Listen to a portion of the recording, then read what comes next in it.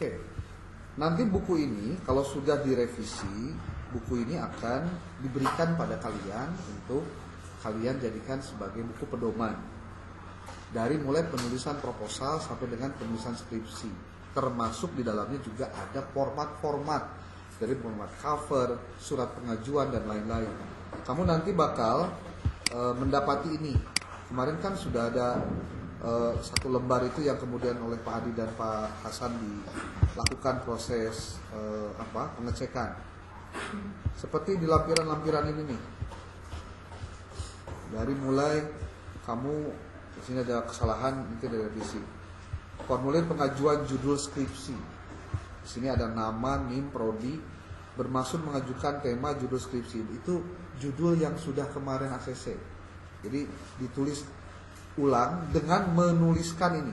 Pertama judulnya apa, topik penelitiannya tentang apa, lalu masalah penelitiannya apa, solusi penelitiannya seperti apa. Nanti ditandatangan LPM, ini mahasiswa, ini kaprodi. Ini yang tanda tangan ketua LPM Bapak Sorangan. Jadi kamu buat itu. Kapan ini dikumpulkan? Pada saat UAS. Dan ini di luar lembar portofolio. Nanti portofolionya gimana caranya, nanti dikirim contohnya. Kudu dijilidna kumaha kayak aya di bejaan.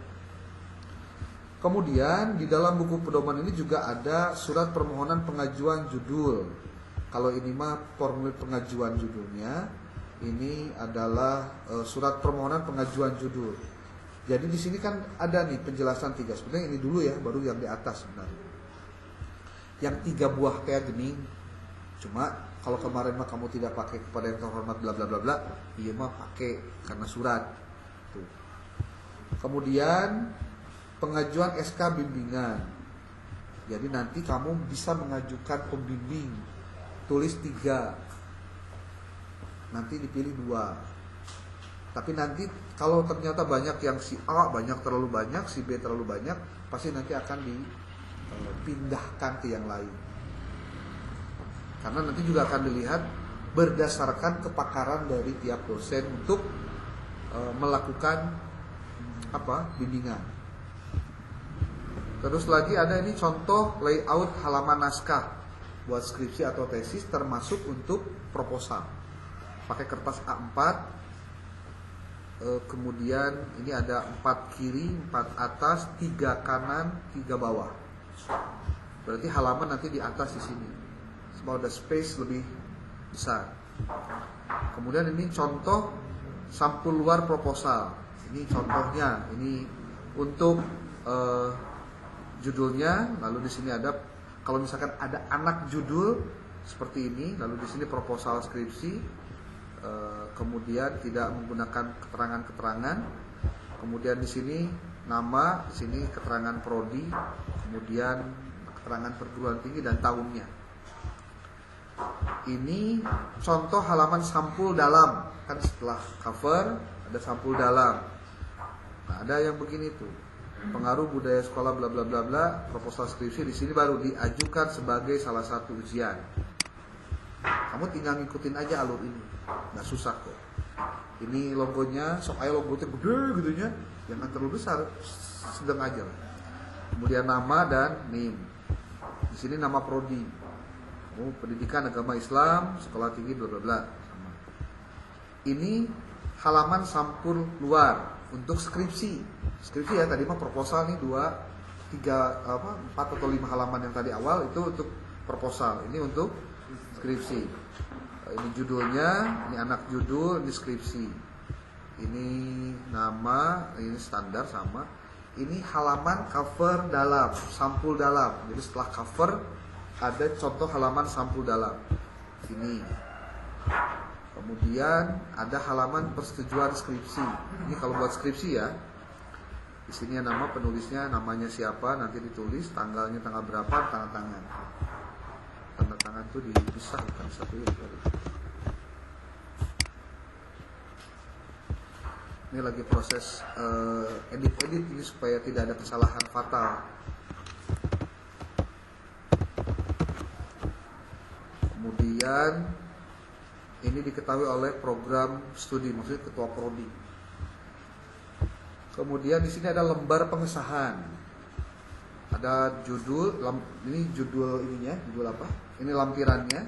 Kemudian nggak ditulis lampiran banyak, ini mah lampiran untuk penulisan ininya. Ada halaman pengesahan, ini judul, anak judul, lalu ini identitas nama dan juga NIM. Ini kemudian kalau misalkan sudah diuji, itu ditulis seperti ini. Kalau skripsi ya skripsi, kalau magister ya magister. Di sini namanya siapa, tanda tangannya tanggal berapa.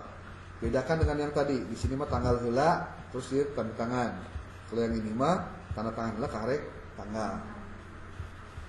Kemudian di sini ada ketua STAI dan ketua prodinya untuk di lembar halaman pengesahan.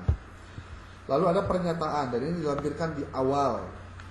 Ini untuk menunjukkan bahwa kamu sudah lolos cek similarity dengan Turnitin. Nanti akan dicek satu-satu per file supaya nanti tingkat plagiasinya rendah atau tinggi. Termasuk juga akan dilakukan proses AI detector, kayak deteksi AI. Kalau ternyata nanti AI-nya terlalu banyak, di atas 20%, pasti akan di reject, suruh diperbaiki dulu. Dan gampang untuk mendeteksi AI detector, pakai AI detector ada. Ada yang berbayar seperti ini. Kalau misalkan kamu mau mencoba untuk mendeteksi hasil karyamu itu apakah memiliki tingkat tinggi atau tidak, untuk similarity-nya tinggi atau tidak, kamu boleh cek menggunakan SciSpace. SciSpace ini satu AI yang di dalamnya di samping bisa digunakan untuk membuat proposal, artikel, bahkan tesis, disertasi sekalipun, itu juga punya punya kemampuan untuk mendeteksi AI detector. Nih kalau kamu ngecek di sini ada, nih ada AI detector. Nanti bisa ketahuan, dan ini berbayar. Maksudnya ini bayar gitu, anu premium, bukan yang gratisan. Jadi kalau pakai detektor biasa bisa saja, cuma kan berbatas jumlah kata biasanya. Kalau ini langsung dimasukkan filenya, detektor deteksi berapa similarity-nya untuk AI. Makanya kalau yang pakai AI, tolong berhati-hati. Gimana caranya supaya tidak bisa terdeteksi? Gampang, lakukan parafrase yang maksimal. Gimana caranya parafrase? Pakai Turnitin, pakai AI juga bisa. Tapi sebaiknya dilakukan dengan manual supaya tidak terdeteksi. Ini loading ya, sayang banget. Oke, lalu di panduan skripsi juga nanti akan ada penjelasan, dan kalian nanti pada saat sebelum pelaksanaan SPS itu akan kumpul dalam rangka mendapatkan materi bimbingan khusus menjelang penyusunan proposal dan skripsi, dan itu disebutnya workshop metodologi penelitian, dan itu wajib hadir, tidak boleh telat. Kamu hadir, kamu telat, langgeus we.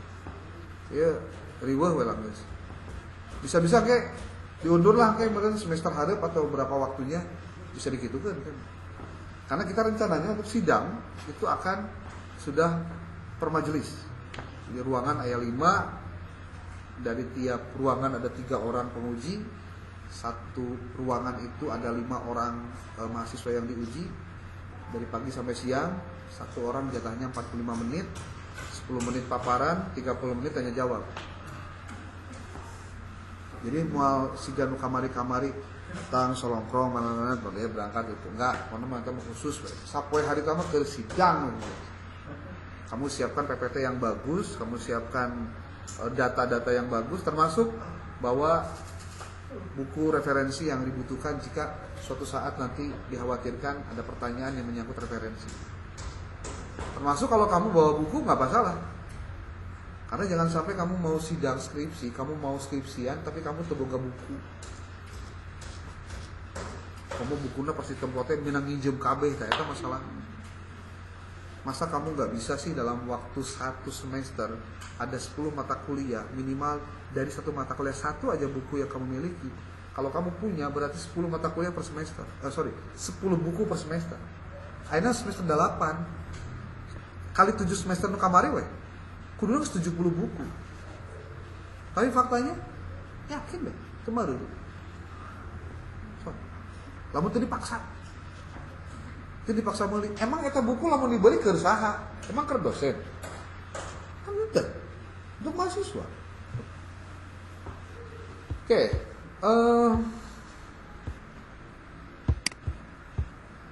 ya lemot banget nih ternyata. Kita coba menjelaskan yang kemarin itu bahwa di dalam buku pedoman itu ada struktur. Struktur apa? Struktur proposal. Kemarin ini sudah dilakukan yang ini mah. Atau sudah dihapus juga. Oh iya, cover proposal ada. Pastikan ini adalah penyusunan yang tidak memakai bab untuk proposal. Di proposal itu memakai bab 1, bab 2, bab 3.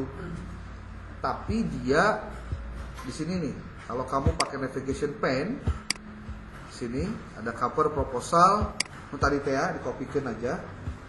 Halaman judul, ada halaman persetujuan pembimbing yang diketahui oleh Kaprodi, ada daftar isi, ada daftar tabel, ada daftar gambar, ada daftar lampiran. Tuh. Kemudian ada latar belakang masalah penelitian. Judulnya heula tulis, nama mahasiswanya siapa, tulis NIM-nya berapa. Lalu di sini baru tulis latar belakang penelitian. Bagaimana struktur latar belakang penelitian itu? Kamu boleh buka di dalam buku pedoman ini. Di sini ada penjelasan tentang apa yang disebut dengan latar belakang penelitian. Kamu di sini akan dibedakan dengan 2 jenis pendekatan, ada kuantitatif, ada kualitatif. Kamu pilih saja yang bagian kamu mau yang mana. Contoh, Pak, saya mau yang kuantitatif. Oke, berarti cobalah telaah tentang apa saja yang harus ada dalam penelitian kuantitatif.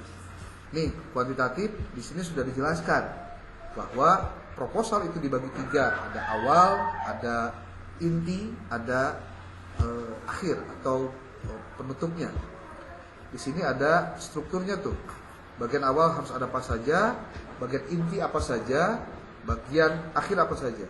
Dan ketika bicara Pak ada latar belakang penelitian eusina naon, kamu lihat di bagian hasil penelitian kuantitatif. Di sini disebutkan tentang bagian utama, ada bab 1 pendahuluan, ada latar belakang penelitian. Apa saja yang harus ada, ini penjelasannya. Memang ini tidak akan mudah dipahami jika kamu tidak mengelaborasinya dengan bantuan cara yang lain. Sebut saja bantuan AI. Supaya kamu tahu strukturna kudu paragraf ke aya sabaraha hiji, per kalimatna paragrafna kudu aya sabaraha, itu kamu bisa dapatkan informasinya langsung. Caranya ya, kamu harus masukkan ke sedikit dan tolong menjelaskan kira-kira untuk membuat latar belakang penelitian strukturnya seperti apa. Sekali lagi, jika kamu belum memahami tahapan-tahapan itu, karena nggak mudah. Kamu boleh memberikan penjelasan kepada si ChatGPT-nya, kepada AI-nya. Jika saya memiliki judul, kamu sebut saja judulnya imajiner. Nah, apa judulnya masukkan? Kira-kira bagaimana struktur latar belakang masalahnya? Bahkan apa yang harus saya siapkan? Jadi tanyanya itu lain, tolong dong buatin kebiasaan buruknya itu. Nah, dari mana kita bisa mendapatkan data untuk dimasukkan ke dalam AI tadi?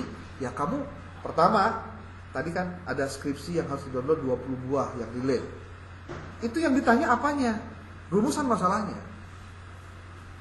Jadi kalau misalnya kamu kemarin nanti judul nanti, saya ingat tuh, nih. Ini contoh ya, contoh. Ini penjelasan latar belakang masalah. Apa itu latar belakang penelitian? Balik wae. Tuh. Ini juga sama. Ini bicara tentang latar belakang penelitian. Judul proposal kamu ini.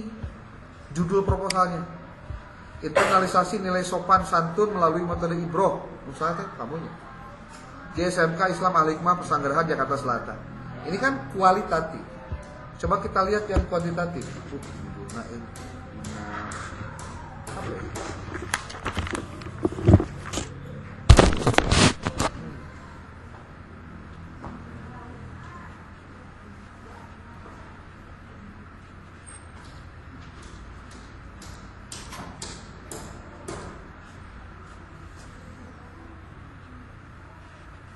Apa nama grup teh? 7 Romawi ya.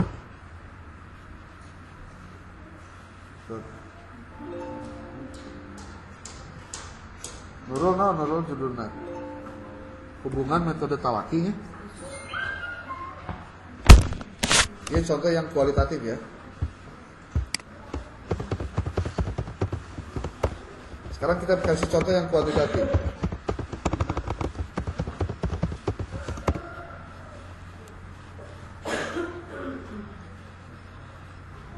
Hubungan metode talaki. Hubungan metode talaki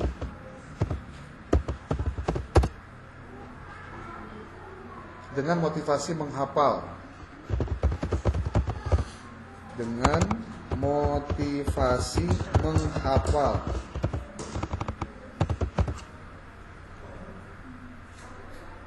Pada program tahfiz.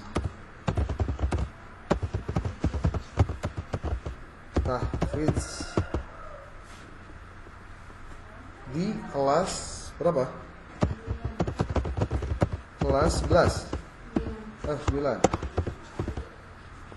SMPIT Al-Atikiyah. SMP. Nah, ini tolong jangan pakai kelas bawah, jangan pakai kelas tinggi. Untuk SMP dan SMA. Kenapa? Kelas bawah itu belum berpengalaman karena baru masuk. Kelas tinggi karena dia mau ujian. Biasanya dilarang untuk diganggu. Walaupun kamu hanya ngobrol doang, biasanya enggak. Ambil kelas yang tengah. Kalau untuk yang SMP, SMA, berarti kelas 8 dan kelas 11. Berarti ini kelas 8 aja kalau mau di SMP. Kita juga harus menghargai privasi dari sekolah ketika mereka untuk tidak diganggu ketika ada siswanya yang dilakukan proses research. Ya. SMP, IT, Al-Atikiyah.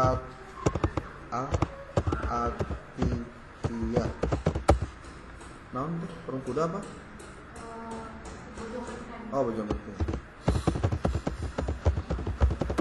Bojonggede, Kabupaten Sukabumi. Nah, nanti kalau akan kalian buat judul, pastikan judulnya itu harus lengkap, minimal nama sekolahnya, kecamatan, dan nama kabupaten kota. Sebab kalau hanya nama Al-Atikiyah ngungkul, betul mau apa? Al-Atikiyah Parung Kuda atau Bojonggenteng juga mau apa? Tapi biasakan ada 2 kata lain, yaitu kecamatan dengan kabupaten. Nah, ini contoh nih, judulnya ini. Apa yang harus kamu lakukan? Nah, ini perlu kalian pahami. Kalau untuk mengerjakan hal-hal yang kamu belum bisa, maka lebih banyak bertanyanya. Contoh ya,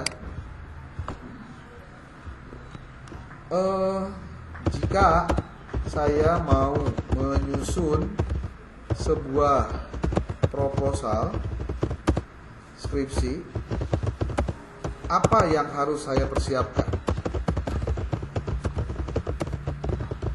Ini biasakan pertanyaan-pertanyaan inilah yang harus kamu jadikan untuk bahan buat kamu sendiri. Persiapannya apa? Ini belum ngomong nih. Jika saya mau menyusun sebuah proposal skripsi, apa yang harus saya persiapkan? Karena nyanyinya cuma gitu doang. Sikan receh memang. Tapi percayalah kalau belum kamu melakukan, hal ini adalah hal yang baik untuk kamu pertimbangkan. Nih. Nanti pertanyaan keduanya. Ini sambil nunggu ya. Sinyalnya goreng.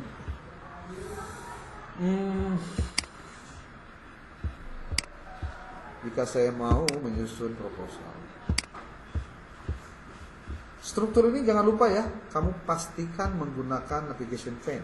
Tengarti tulis di kolom Google, di YouTube tutorial navigation pane dia bakal muncul banyak banget lagi. Percaya buktikan sorangan tuh.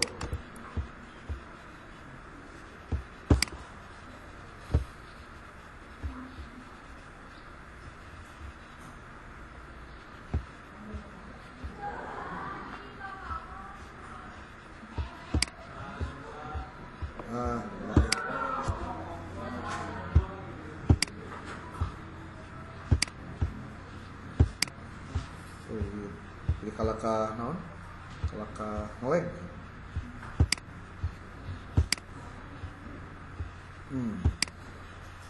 Mantap gitu. Tutorial navigation pane di Word.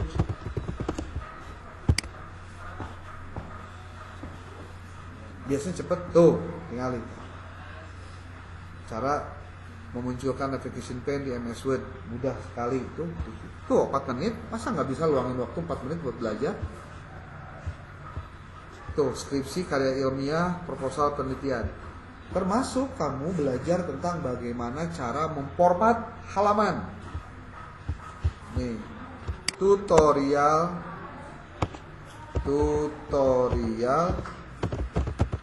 memformat halaman di skripsi. Yang beda-beda, ada huruf Arab, angka Arab itu 1, 2, 3, 4, 5 yang biasa. Ada juga angka Romawi gede, ada angka Romawi kecil. Ada yang satu di bawah, yang satu di atas. Tapi kalau nggak punya keterampilan bagaimana mendeteksi itu, ya repot juga. Nih, ini ada berapa menit sih? 9 kalau nggak salah. Cara membuat nomor halaman skripsi beda posisi Word. Bahkan ada yang satu halaman dia landscape, satu halaman dia portrait. Karena teteh kudu di kumaha, dipelajari cara-cara begitu. Karena jangan sampai ketika Bapak minta kamu kerjakan dalam satu file saja, kamu ternyata jadi beda-beda file. Latar belakang satu file, rumusan masuk satu file, sama liar. Ya. Nih, cara membuat nomor halaman. Oke. Nah, sekarang balik lagi ke yang tadi. Judulnya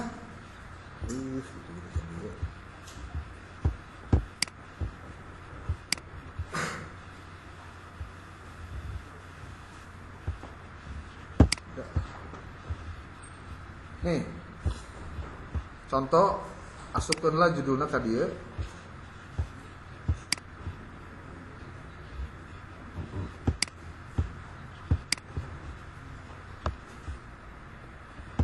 P-nya huruf gede, M-nya besar. Misalnya huruf-huruf yang ini besar.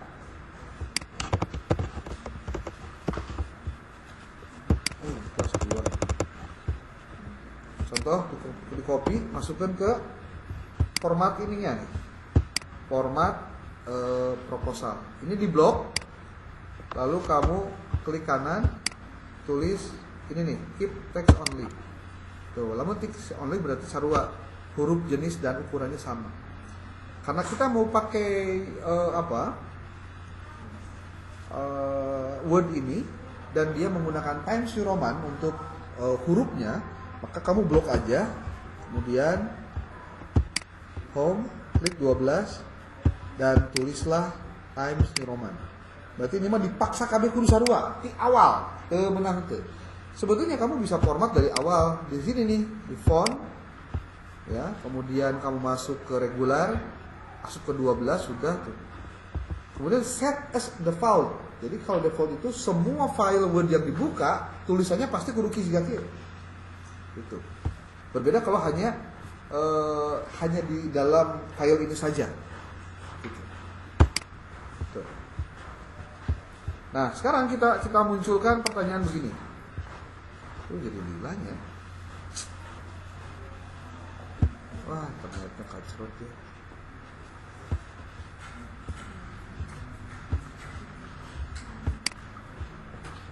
Seperti kalau kamu nanya ke Meta AI ataupun juga ke ke Gemini atau yang lainnya, pastikan bahwa yang paling betul itu adalah nanyanya dengan komponen yang benar.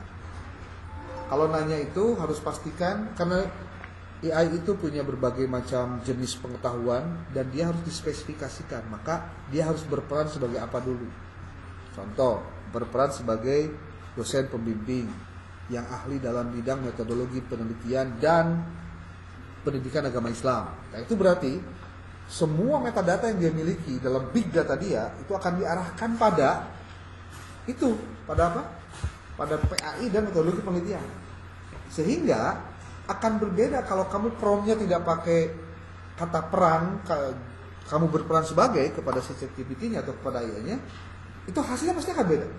Pasti akan beda. Lebih ngawur kalau tidak pakai.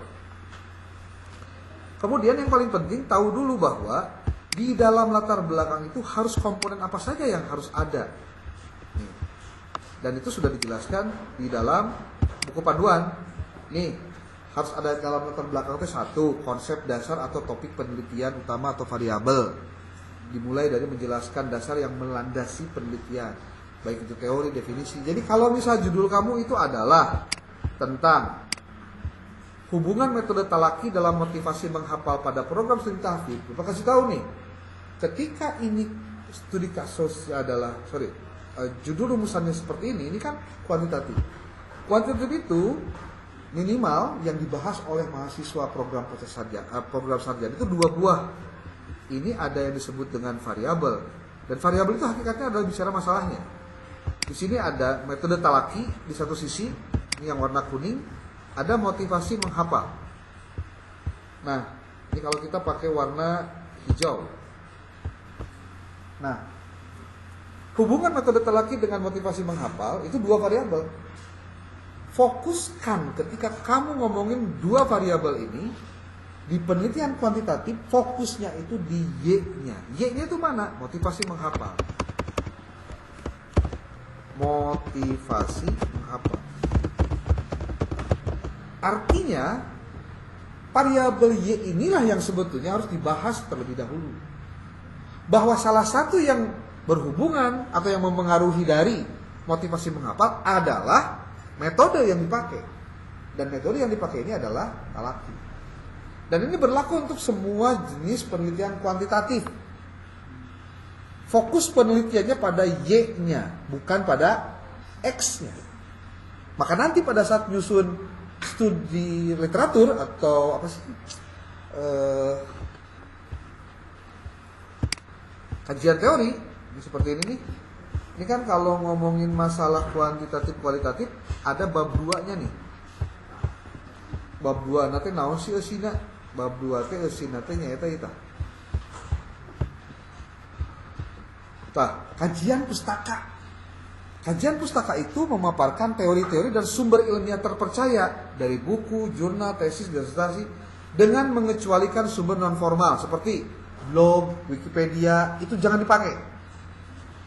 Kalau misalnya kamu ngambil dari wikipedia.com atau blogspot atau apalagi, Kompasiana, itu nggak boleh. Kenapa? Karena itu tidak memiliki otoritas keilmuan. Minimal di ISBN 6 artikel jurnal ya dia pasti melalui proses review, dan artikel yang terbit di jurnal bereputasi pasti standarnya pasti lebih tinggi. Tuh.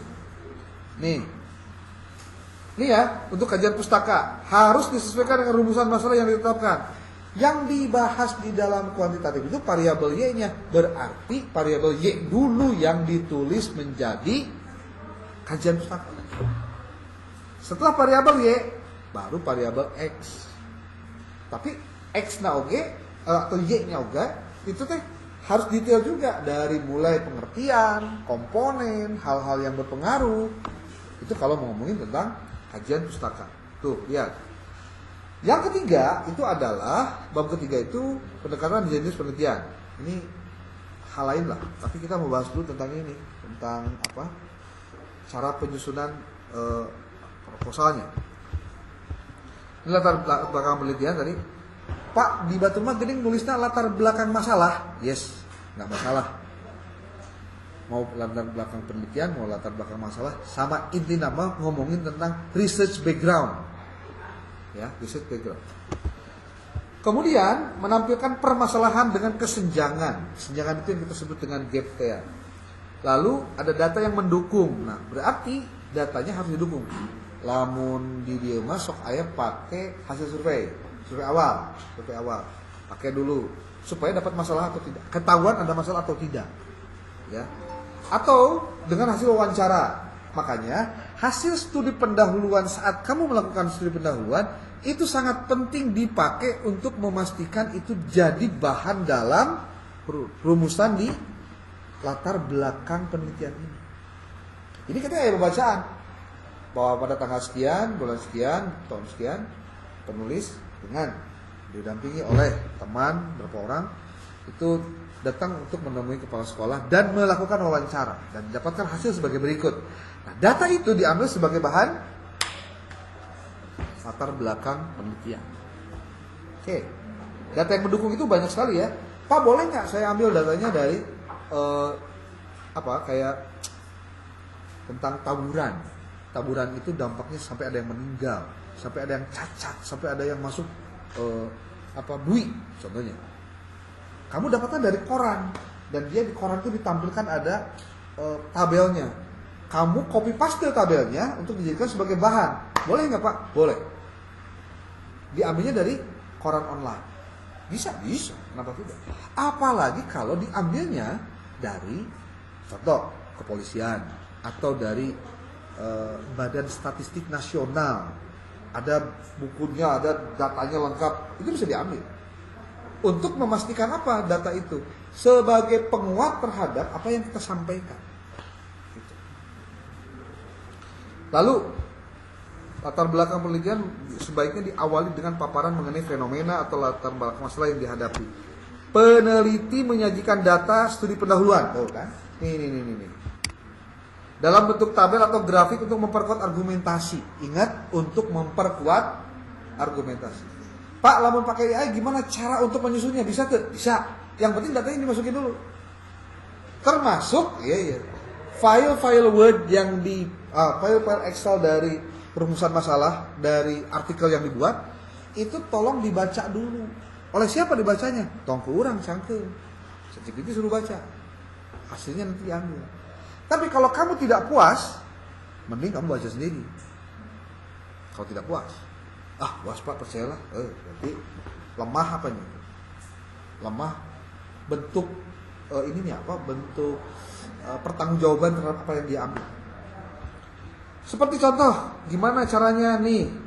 Data hasil survei yang dilakukan di 5 sekolah di Kota Bandung menunjukkan bahwa 60% siswa mengalami kesulitan dalam memahami konsep matematika dasar yang memperlihatkan adanya kebutuhan untuk mengembangkan metode atau pembelajaran.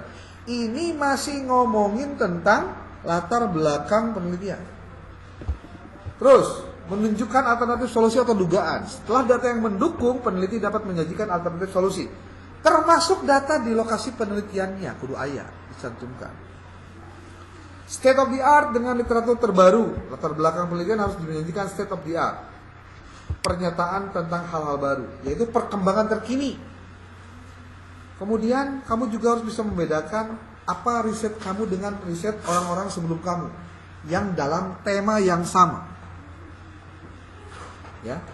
Kemudian menuliskan juga urgensi atau kontribusi atau sumbangan. Dalam rangka apa? Dalam rangka menjelaskan apa sih pentingnya penelitian ini kudu dilakukan gitu. Naon sih pentingnya?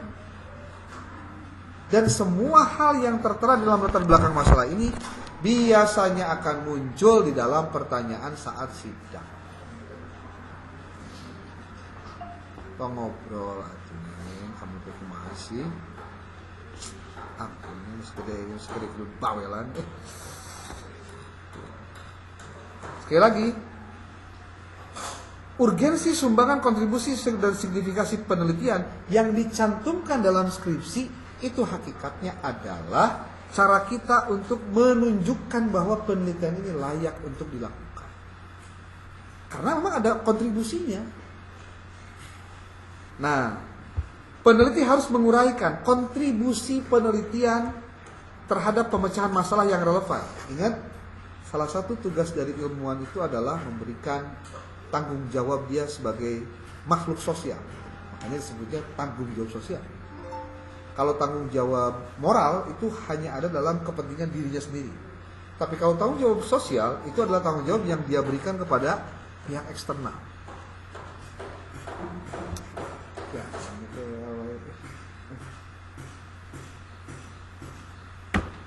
dan bagaimana hasil penelitian dapat memberikan dampak positif bagi masyarakat, pendidikan, dan bidang terkait.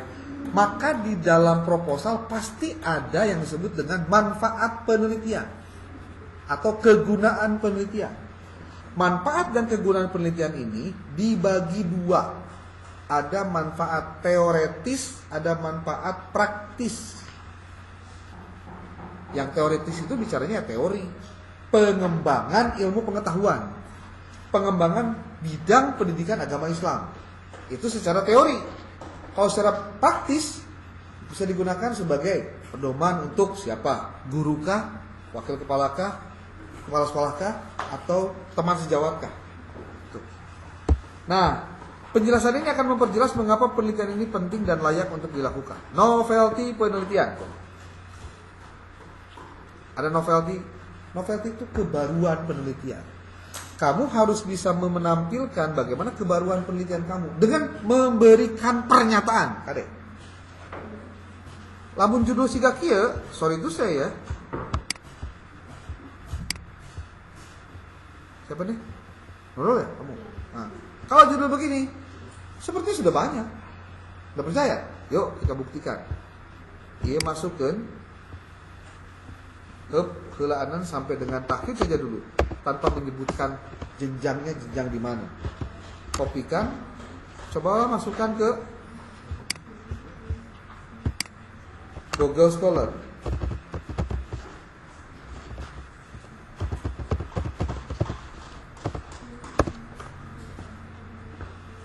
Ih, gila banget ini. San muka kene sih teh. Ampun.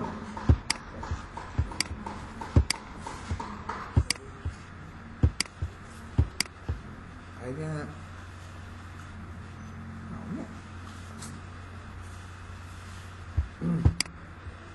apa akhir bulan juga awal bulan ini gajian namanya jadi paraban juga jalan pisah aduh mau benar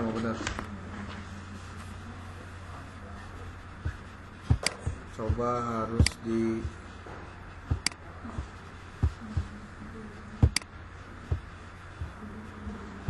nggak ada internet yang nyambung ke sini ya.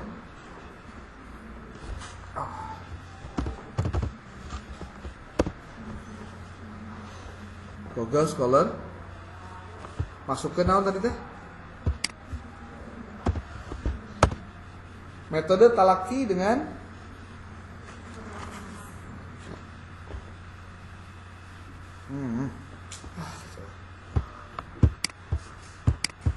aduh mengecewakan nih Orbit dikomplain karek sadar coba kita lihat di Google Scholar saja ada berapa tentang apa. Nanti kalau kamu merasa ringan kurang, jangan-jangan memang kata kunci yang saya pakai salah. Nah, kamu ganti kata kuncinya.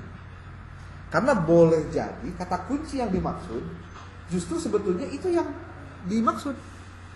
Seperti kemarin ada siapa ya, keterbatasan waktu siapa? Ada nggak? Bukan di sini ya. Nih, kita lihat metode talaki. Ada berapa orang, berapa riset yang membahas tentang itu. Kita tidak filter dulu dari tahunnya, belum. Kita belum filter. Filter itu artinya dipisahkan ya, dipisahkan. Yang muter oke gila ini cangkel. Padahal sinyal Telkomsel ini tuh ngaruh ternyata.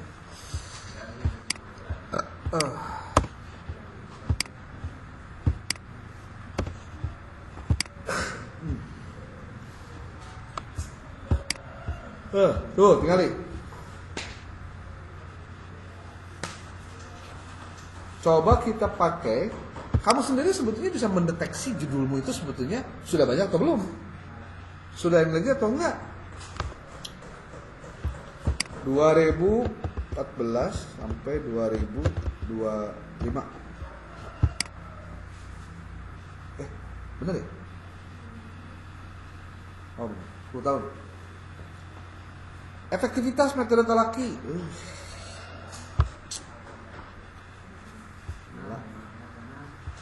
Oke, nosi deh.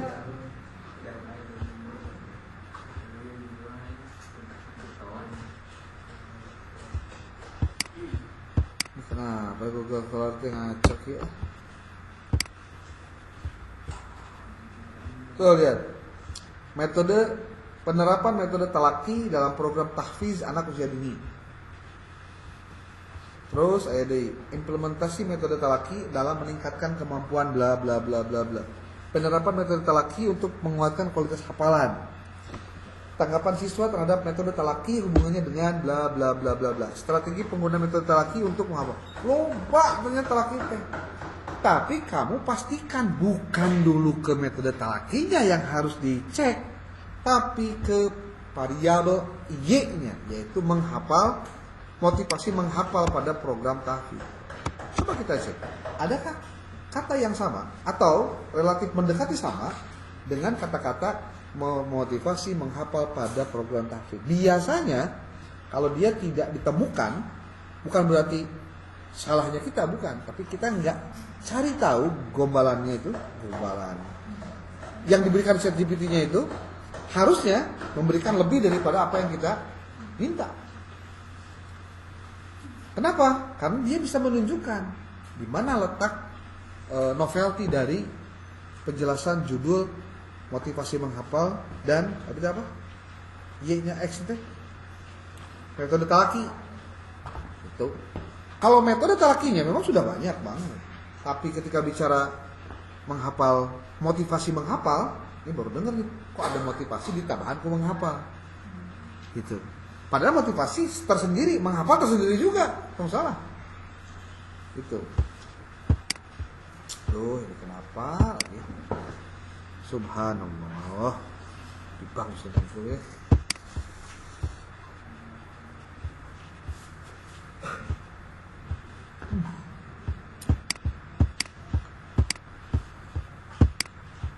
Nah, so. Tadi program tahfiznya sudah ada berapa? Kan ini ada metode talaki, ada motivasi menghafal. Oh, apakah benar kata-kata motivasi menghafal? Jangan-jangan bukan motivasi menghafal justru, tapi contoh motivasi untuk sebetulnya dia nggak punya motivasi tinggi. Kenapa? Karena orang-orang nu belajar nukia biasanya tidak diperkenankan untuk memiliki cabang pemikiran yang berbeda gitu. Jadi lamun enak jelema nu hafal Quran, terus kamu teh banyak beban, tuh lambat laun bebannya makin besar, hafalannya makin hilang. Kenapa? Karena setiap waktu adalah halangan. Gitu. Oke, latar belakang penelitian ini di sini disebutkan nih di penjelasan.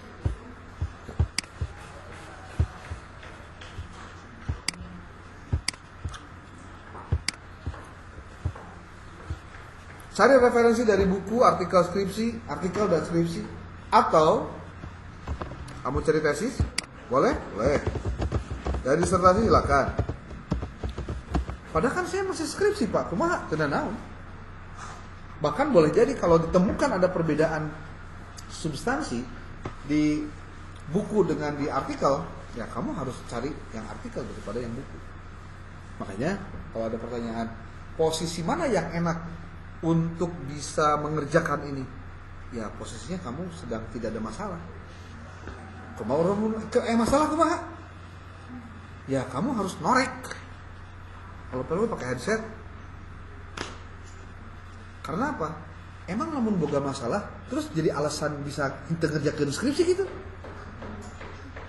Hah? Pak Bima mau tes ngabereskeun ada proposal, kunaon? Abdi justru masalah.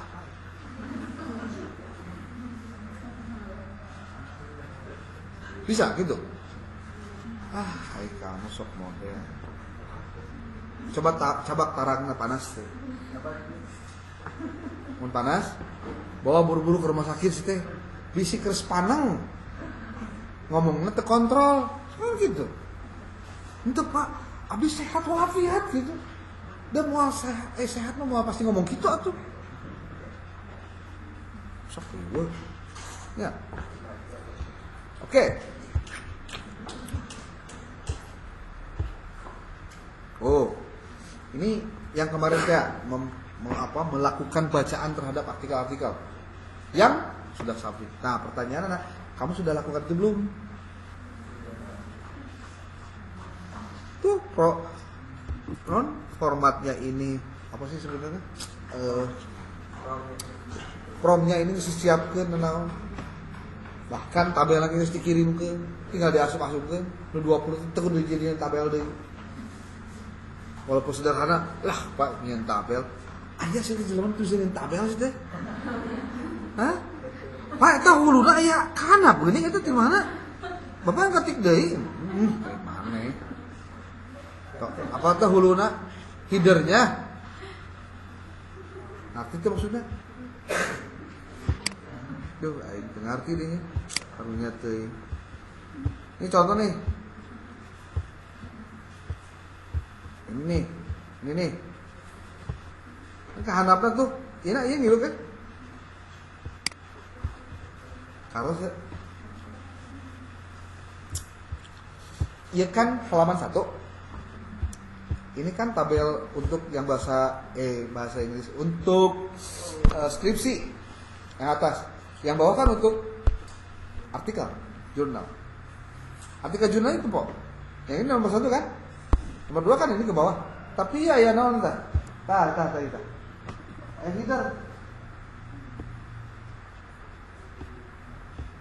Nyata sih. Kuna pakai headeran? Tuh, ini malah gitu. Kan kudu naman teu pakai header dong, langsung we nu kieu deui tah. Nu kieu. Nya lamun teu ngarti mah nya pasti pertanyaan. Kumaha nya? Itu padahal gampang banget, tinggal diklik aja di tabel. Terus ieu tah aya contoh ya. Tuh, ini blok ya, naon blok. Tuh, tabel desain ada tabel layout. Klik tabel layout, jadi dia pasti ada repeat header rows. Lamunnya teu diklik, leungit tuh. Iya tuh. Terus apa diklik? Jadi balik nih ke awal, ke yang tadi kita begini. Tuh contohnya promna ira. Kamu berperan sebagai akademisi dan guru besar yang memahami serta pakar dalam bidang metodologi penelitian dan bidang pendidikan agama Islam. Mohon baca dengan seksama dan hati-hati file yang saya unggah. Lalu buatkan jawaban Anda dalam bentuk versi tabel untuk kelompok komponen sebagai berikut. Kalau pakai ChatGPT, kamu paling nyampe 10 tahap selesai. Pasti dia minta kamu untuk upgrade. Kayak kalau kubro. Beda dengan kalau kamu menggunakan DeepSeek, itu nggak bakalan kena batasan karena memang itu gratis. Tapi kalau ChatGPT biasanya dia akan minta berbayar karena memang bayar. Ya. Nah, kalau kamu pakai ini, maka mudah-mudahan bisa membantu ketika kamu si ChatGPT-nya atau si AI-nya membacakan naskah yang diupload sama kamu biar cepat mengerjakan yang lain. Itu baru apa?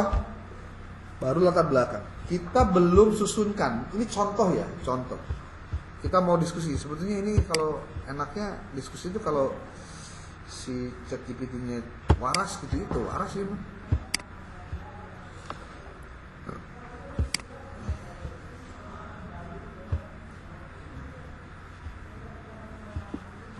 Mana sih?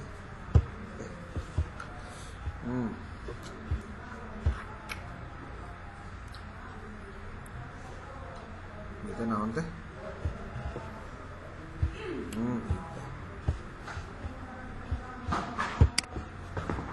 Nih, kita coba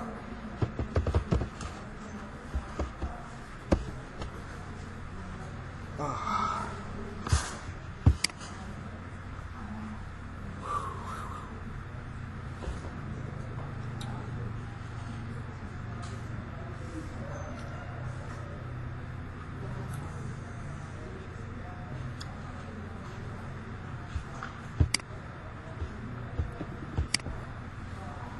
Hmm.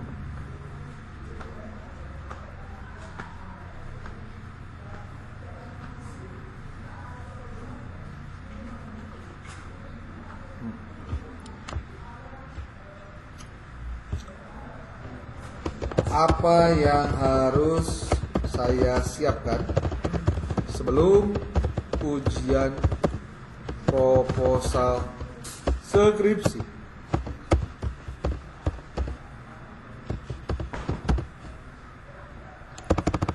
Skripsi.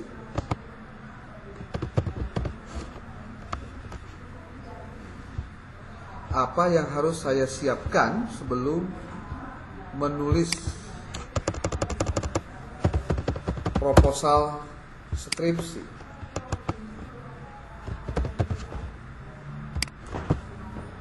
Apa yang akan dia tulis? Bila dia sigananya. Inilah bisa diandalkan lah ini mah. Akhir bulan juga namanya.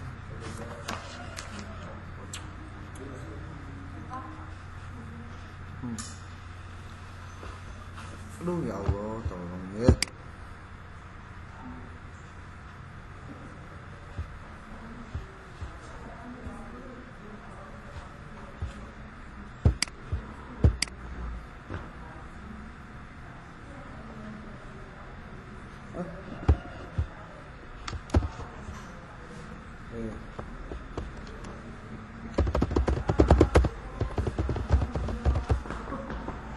Bagaimana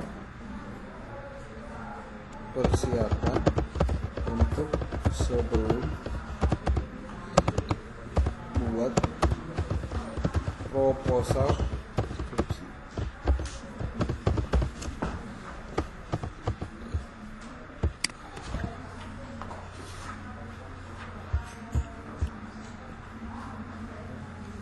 Ada sepatu sahab? Nggak ada yang tahu?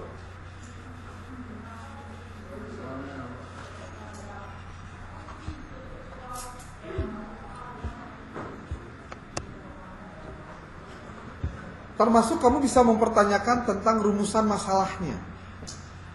Rumusan masalahnya bisa nanya. Paling tidak nanya untuk meluruskan. Kalaupun kamu tidak pakai semua yang diberikan ChatGPT boleh bisa, itu masalah. Kalau misalkan ternyata arahan dari pembimbing kamu mengarahkan supaya diganti, ganti aja, ikuti aja. Ya. Ini pun.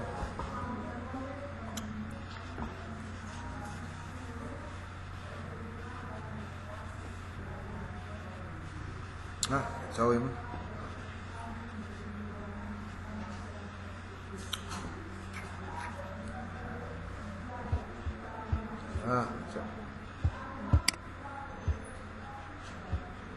Terus, kalau kamu nanti mau bikin yang namanya susunan orang-orang biar dilapihkan pilihan orang-orangnya, bisa. Bahkan bisa mengirimkan artikel dengan gampang. Tentu artikel gampang itu maksudnya ada step by step. Sebaiknya gunakan AI yang memang lebih powerful ketimbang ChatGPT. Kalau buat mencari referensi jangan pakai ChatGPT. Tapi harus dengan contoh Komputer Paris, cari referensi bisa. Masukin kata kunci, keluar tuh, bisa di tag satu-satu. Makanya pentingnya kenapa kata kunci itu ditulis supaya kamu gampang di tracking orang. Di tracking itu artinya dicari tahu. Itu salah sih, kok bisa nulis gini? Bagus ya tulisannya. Tuh, kan jadi bagus. Siapa yang menilai tulisan kita bagus atau tidak? Bukan kita, orang lain. Kalau belum ada yang pernah komplain dengan tulisan kita, cirinya mereka enjoy dengan tulisan kita. Tapi kalau misalkan ada yang kira-kira ada miring-miring ya, atau tepi jurang, hati-hati tuh. Ya. Oke, sebelum dilanjut ada pertanyaan boleh? Ada nggak? Nah, Tadi saya terkait dengan latar belakang penelitian masalah. Nah, kita nyebutnya latar belakang penelitian aja. penelitian. Oke. Bukankah sempat dibahas juga bahwa latar belakang penelitian itu bukan berarti ya yang baik-baik aja, yang buruk aja gitu. Tapi ketika ada satu hal yang bagus, kalau nggak salah justru itu bisa diprediksi dan itu dampak daripada variabel apa? Oke, bisa jika pada saat studi pendahuluan memang ditemukan potensi kebaikan-kebaikan itu. Bisa, kenapa tidak? Riset dari hal-hal baik bisa. Tidak harus dari hal buruk. Tinggal pertanyaannya, apakah sudah ada pernah yang melakukan hal yang sama dengan konten itu, dengan variabel itu? Sama-sama ngomongin kebaikannya, bahkan tempat lagi sarua, itu lebih parah, nggak boleh. Tetap, walaupun sama, harus ada bedanya. Pak, judulnya emang persis sama. Coba deh cek, benarkah judul yang sama itu pasti harus di-reject salah satu? Enggak juga. Lihat dulu isinya.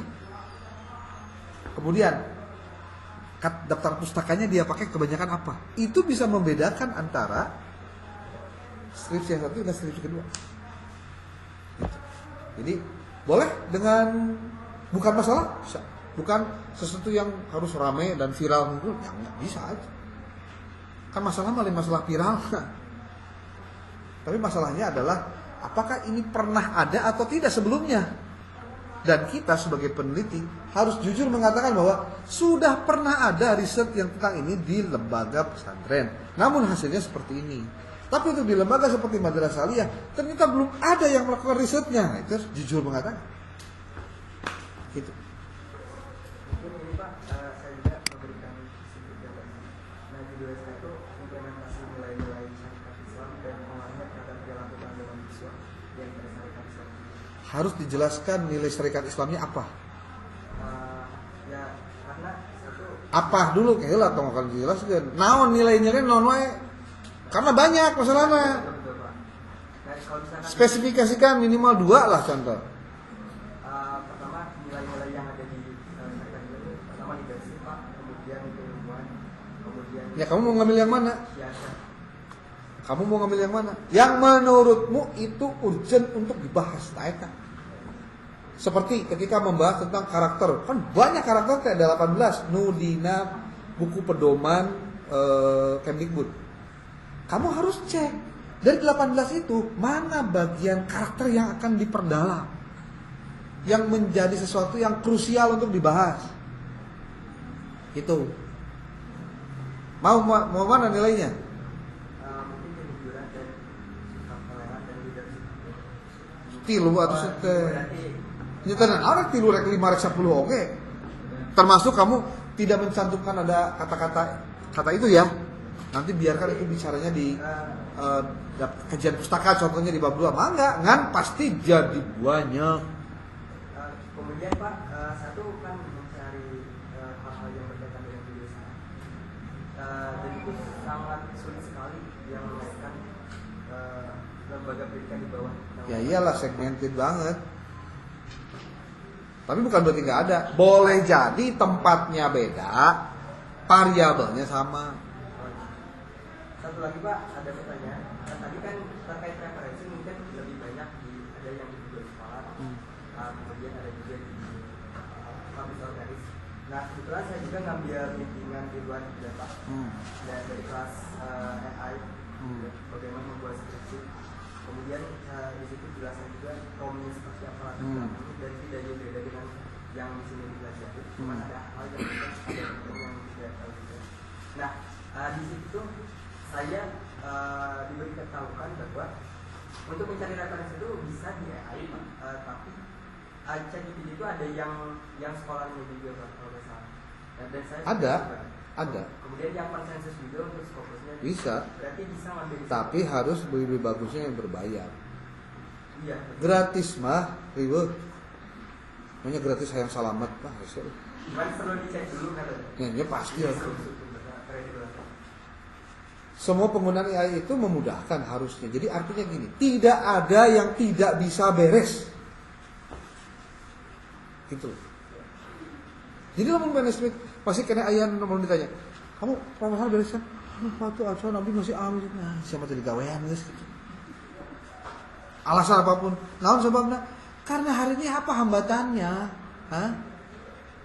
Nggak ada hambatan. Hambatannya dirimu sendiri tuh hambatannya. Loba alasan, loba ulin, loba ngerjakeun hal-hal yang tidak ada hubungannya dengan skripsi.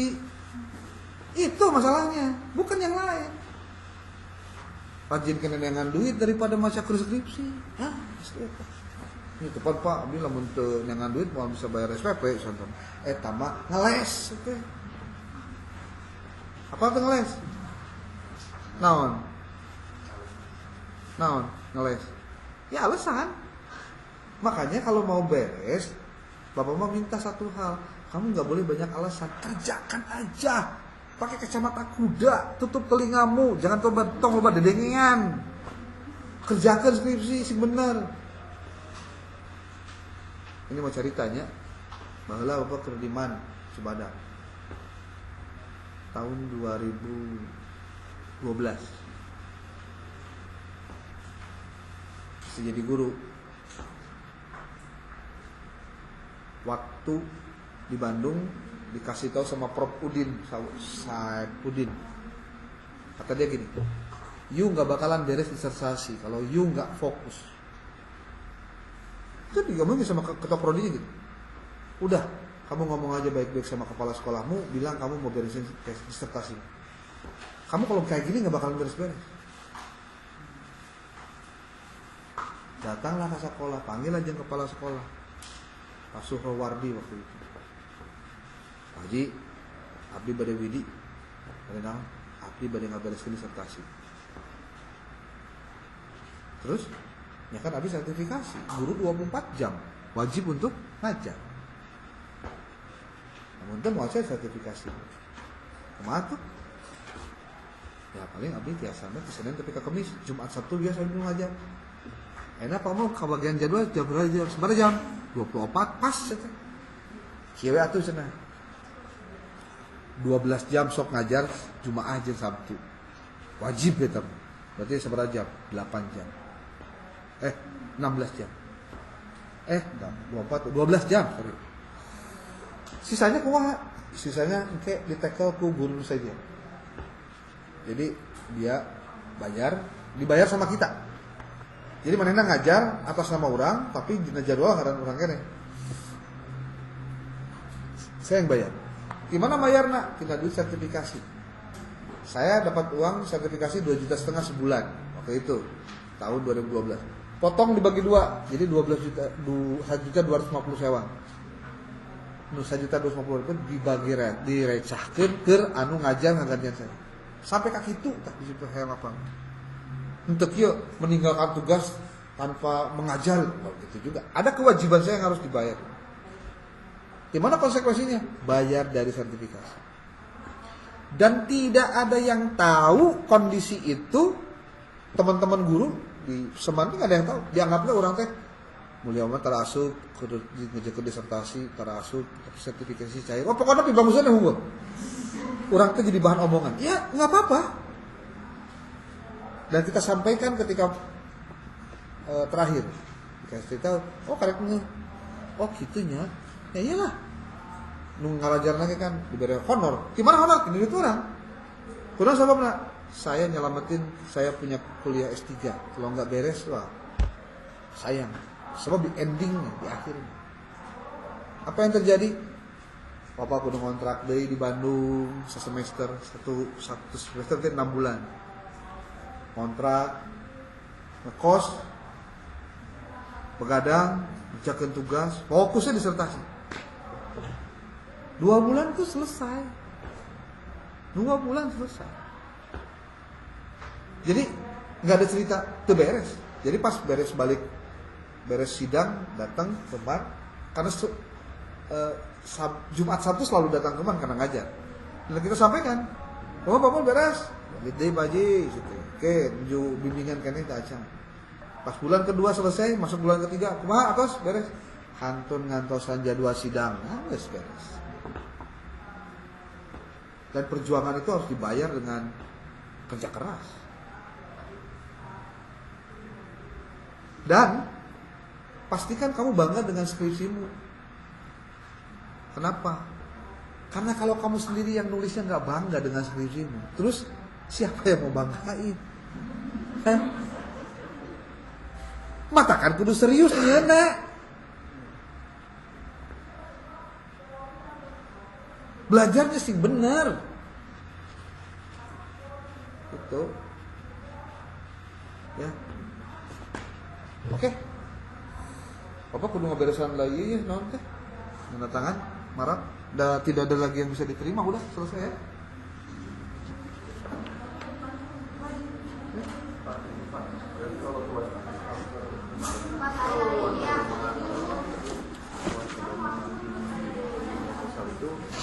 Nggak ada pedoman kecuali selain yang kemarin apa itu ya Pak?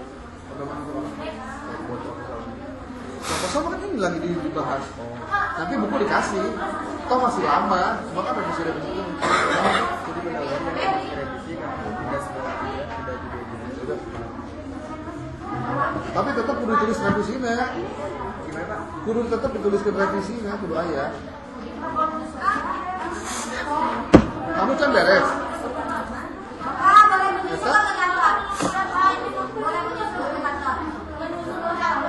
Kamu can beres. Kayak sedikit lagi can beres.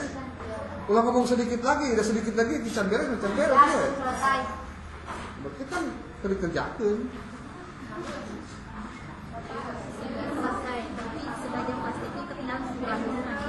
Bawa cepat. Hari ini pokoknya saya tidak terima lagi tanda tangan ya. Ya, Jo, terserah. Bawa ya. Aduh, kalau jawab enak tanda tangan.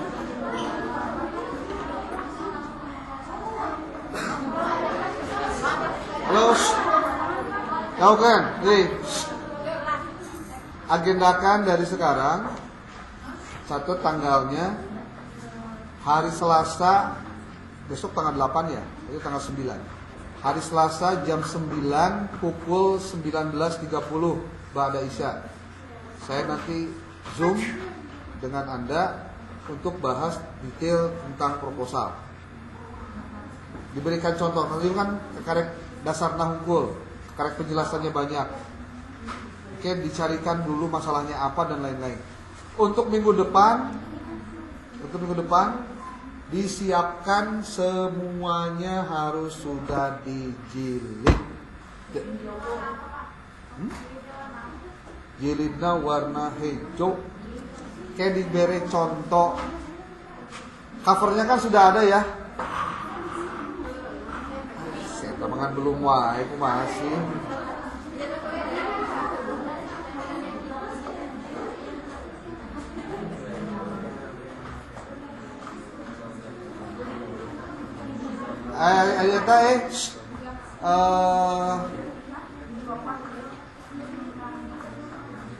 Nah sih,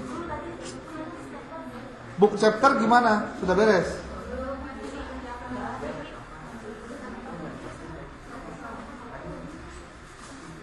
Kumaha tuh book chapter sudah beres kena?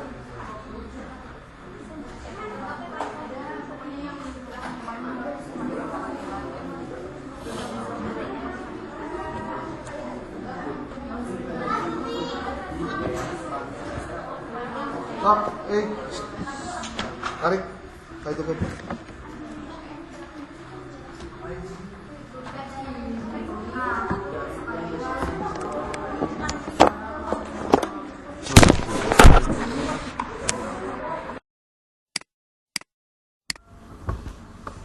Hanya beberapa kata sih. Padahal ya, kayak begitu kok metode penelitian diganti dari penelitian dilakukan. Aduh, nggak bisa.